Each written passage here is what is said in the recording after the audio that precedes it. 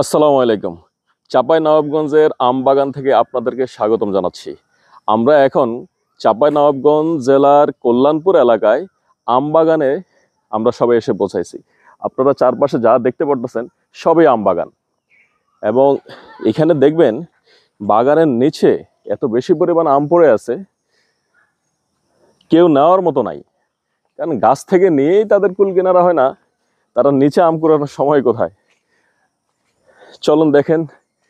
বহুবার শুনেছি, বহুবার দেখেছি আমবাগানের কথা। এখন আমরা সেই আমবাগানের ভিতরেই আছি। বিশাল বড় বড় আম গাছ। আমার সাথে আমার বন্ধু টিটু।